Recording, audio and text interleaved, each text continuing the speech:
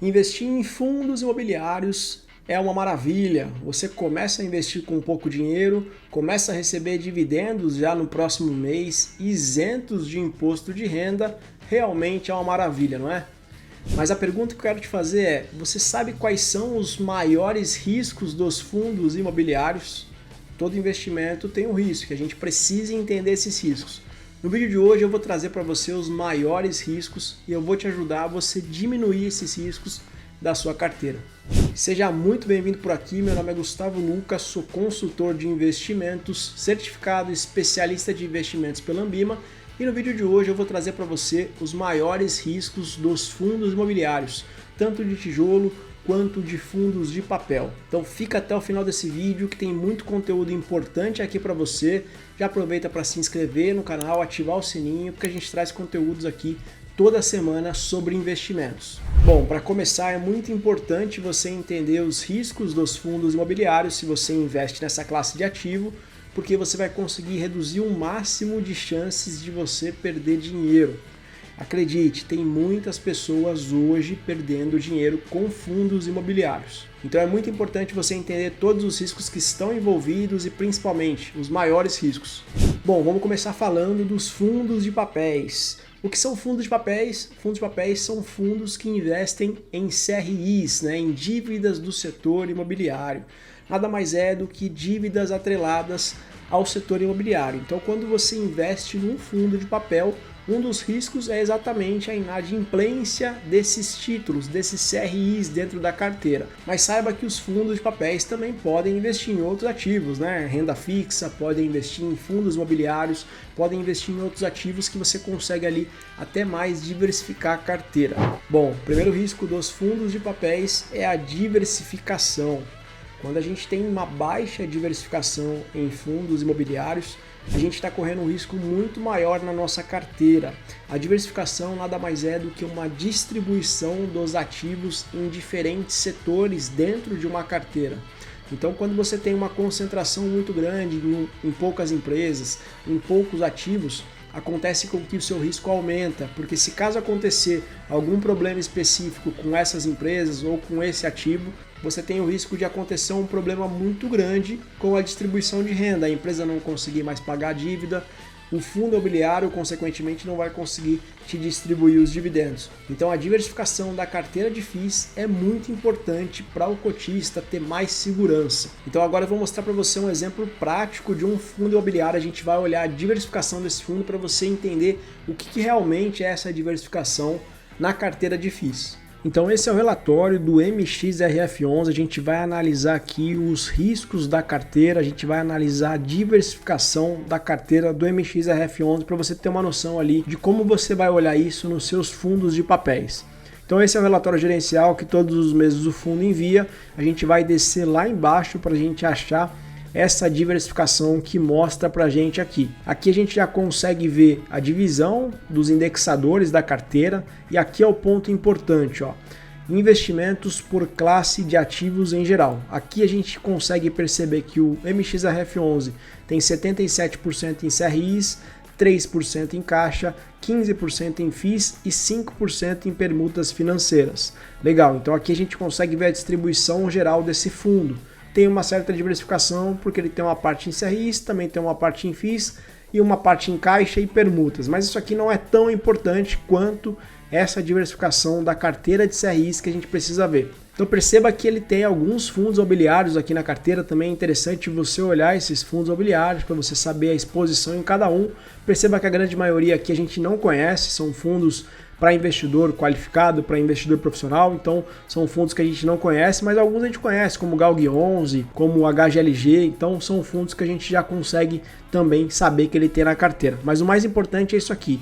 Primeiro, a gente olhar o indexador, então a gente sabe que hoje 62% da carteira de CRIs do MXRF11 está exposto a IPCA e 37% exposto ao CDI. Então, quando a gente tem um aumento da inflação, a gente ganha um pouco mais de dividendos e quando a gente tem essa queda da inflação, a gente também diminui um pouco os dividendos. Isso é importante, então ele tem um certo equilíbrio aqui em 37% CDI, então o Selic caindo ou subindo vai refletir nessa parte e o IPCA, a inflação caindo e subindo, vai refletir nessa parte. Importante entender isso quando você investe em um fundo de papel. Então, olhando agora aqui a composição da carteira de CRIs, isso você pode fazer aí com o seu fundo imobiliário de papel. Você vai sempre olhar primeiro aqui a porcentagem do patrimônio líquido. O maior ativo sempre vai estar em primeiro aqui. A maior concentração da carteira sempre vai estar em primeiro. Então, a gente consegue ver que no caso do MXRF11, ele tem a maior concentração nessa empresa CSN, que tem hoje uma porcentagem de 4,62% do patrimônio da carteira de CRIs. Então a gente consegue ver que é uma concentração relativamente baixa. Isso é legal de você sempre ficar ligado, porque se essa concentração for muito grande, vamos dizer que no caso aqui poderia ser 20%, 30% de concentração na CSN. Se caso esse cara não vier a pagar, o fundo vai ter um impacto muito grande aí por causa dessa concentração. Do lado direito você também consegue ver o indexador desse CRI, então indexado ao IPCA com uma taxa fixa de 7,84%. Então se a gente olha o IPCA caindo, né, a gente vai refletir diretamente aqui nesse indexador. Esse indexador é fixo, mas esse vai ser refletido e se subir, consequentemente também vai ser afetado de forma positiva e forma negativa. Por isso que a carteira tem tanto IPCA quanto CDI, então isso diversifica a carteira. E aí a gente rodando aqui, a gente consegue ver também a questão da quantidade de ativos. Quanto mais ativos, mais diversificada a carteira está. Então isso é muito importante. Tem bastante ativo aqui na carteira do MXRF11 e isso também traz segurança. E também olhar a questão aqui, né, dos devedores, né? São devedores diferentes. Ó. Então aqui, ó, Prevent, Pesa, Feza Coca-Cola, Açaí. A gente consegue ver que são vários setores diferentes aqui dentro da carteira e isso também é uma diversificação e isso também é um ponto de atenção que é interessante você olhar na carteira de CRIs do seu fundo imobiliário. Então, como você viu, a diversificação ela é muito importante, tanto a gente olhar num contexto geral da carteira toda, do portfólio todo, quanto a gente também olhar individualmente ali a carteira de CRIs, olhar a concentração em cada CRI. Agora a gente vai falar dos riscos dos fundos de tijolos, que grande parte são muito parecidos, mas existem alguns riscos específicos aqui que é muito importante você ficar esperto aí. Um dos riscos dos fundos de tijolos é a própria diversificação que a gente falou. Aqui a gente está falando de composição de imóveis, né? Então, a diversificação dos imóveis, o fundo imobiliário ter vários imóveis em diferentes regiões, isso traz segurança e não somente isso, diferentes regiões e em diferentes inquilinos. Caso aconteça algum problema, como a gente já falou, com algum inquilino específico, com alguma região específica, a gente tem mais tranquilidade para conseguir tocar o fundo da mesma forma. Um outro ponto muito importante é a qualidade dos imóveis. A qualidade dos imóveis dentro dos fundos imobiliários faz com que tenha mais segurança, menos riscos. Por que menos riscos? Quando um gestor aluga esses imóveis, né, o gestor aluga um imóvel da carteira, quanto mais a qualidade do imóvel, é óbvio que ele vai conseguir alugar por um preço maior, isso trazendo uma renda maior para nós cotistas. E também, se caso aconteça de um inquilino sair desse imóvel, esse gestor vai alugar muito facilmente para um outro inquilino. Então a qualidade dos imóveis é muito importante em fundos de tijolos. E essa composição da qualidade dos imóveis também tem relação com a região dos imóveis. Segundo ponto muito importante também que a gente pode colocar tanto em fundos de papéis quanto fundos de tijolos é a liquidez. A liquidez ela é importante para você conseguir saber como que esse fundo está sendo negociado no mercado. Quanto mais liquidez você tem, mais fácil você consegue comprar e mais fácil você consegue vender. Tudo vai depender também de você olhar os seus aportes, né? Se você é uma pessoa que aporta um valor muito alto, você tem que ter uma correlação com essa liquidez para ver se faz sentido.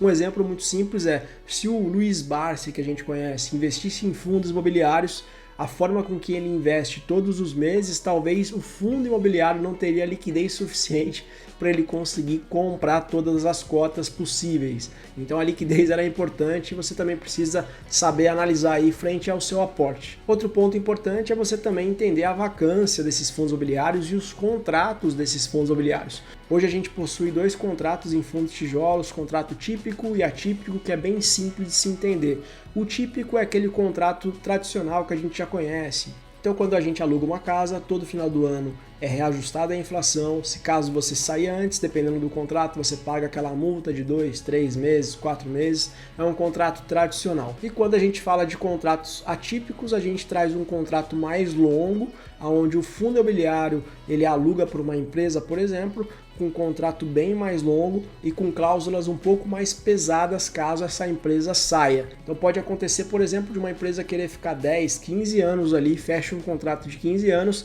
e se caso ela saia no segundo, terceiro ano, pode acontecer, dependendo de cada contrato, ela ter que pagar todos os anos que ela falou que ficaria. Tudo vai depender, lógico, da negociação do fundo imobiliário com os inquilinos, só que o contrato atípico ele traz um pouco mais de segurança, porque exatamente o fundo imobiliário está presumindo que o inquilino vai ficar mais tempo ali. Então, por isso, normalmente as cláusulas ali são mais punitivas se caso o inquilino quiser sair antes. Então, agora que você já ficou sabendo aí dos riscos dos fundos imobiliários, tanto papel quanto tijolo, eu vou trazer mais 2 riscos importantes que a gente precisa ficar muito, mas muito esperto quando a gente fala de fundos imobiliários. Primeiro é a gestão, a qualidade da gestão.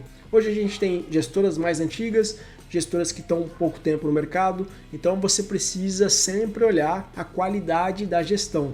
Fundos de tijolos quanto fundos de papéis, o gestor, ele é o cara que comanda todo o time ali, ele que vai fazer os movimentos de compra e venda, ele que vai fazer toda essa parte que é importante, a parte da mão na massa, como a gente fala. Então, escolher boas gestoras faz toda a diferença ali quando a gente fala de fundos imobiliários. E um outro ponto que eu gosto muito de olhar também ali é você não pegar fundos novos, fundos que estão começando agora. Por quê? Porque a gente não tem histórico. Normalmente fundos que estão começando, fundos que têm pouco tempo, 1, 2 anos, 3 anos, são fundos que a gente não consegue ter histórico, ver como que a gestora veio trabalhando, ver o resultado desse fundo nesses anos. Então a gente precisa ter um pouco mais de maturidade, mais tempo para a gente conseguir analisar fundos imobiliários. Agora eu quero que você comenta aqui embaixo, você conhecia todos esses riscos dos fundos imobiliários, tanto de papel quanto de tijolo? Comenta aqui embaixo que eu quero saber. Se você quiser ter uma consultoria personalizada para você, com um profissional do mercado certificado, onde ele possa te indicar investimentos diretamente, o link está aqui embaixo, é só você acessar. Se você gostou desse vídeo, já se inscreva no canal, ativa o sininho, porque a gente traz conteúdos toda semana aqui de investimentos, de fundos imobiliários. Até o próximo vídeo, tamo junto!